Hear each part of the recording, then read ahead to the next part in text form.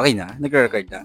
Hello, kamusta kayo? Ako si Red at welcome back sa aking channel. At kung bago pa lang kayo sa aking channel, huwag niyo kalimutan na mag-subscribe at sipahin na rin yung tiny bell button doon sa baba para updated kayo kung meron akong mga bagong video na i-upload dito sa aking channel. You know? Para sa video ito, another taste test na naman ang gagawin ko.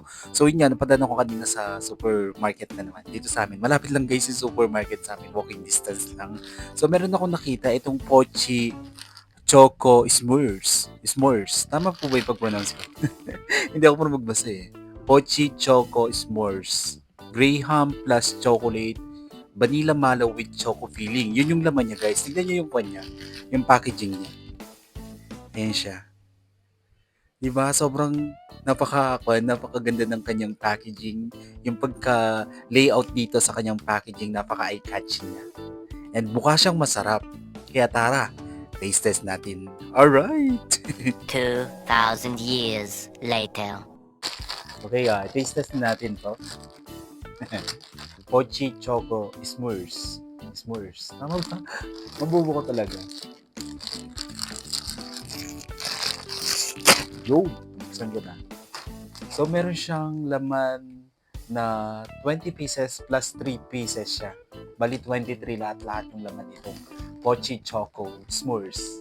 S'mores. S'mores. Alright. Ganito siya, guys. Yan. Pakita ko sa inyo yung laman niya. Oh, mukha siya masarap, guys. Yan siya, oh. Yan.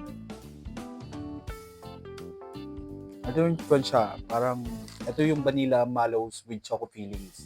Yeah, totoo may feeling siya sa loob. Sana lahat may feeling. Sure. Uy!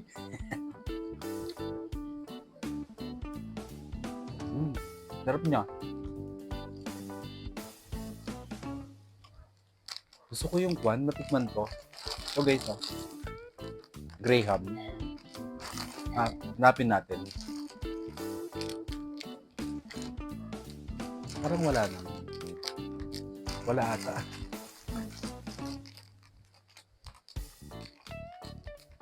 Puro siya kwan. Buhos natin.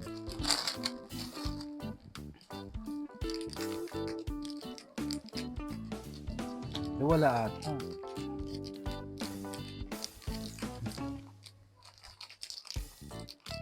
Try natin.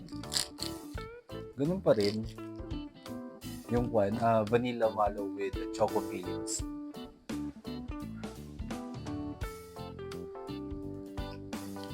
Sarap niya.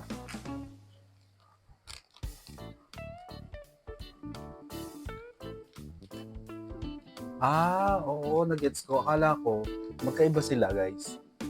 Nakasama na pala siya dito sa vanilla mallow with choco fillings. Tapos yung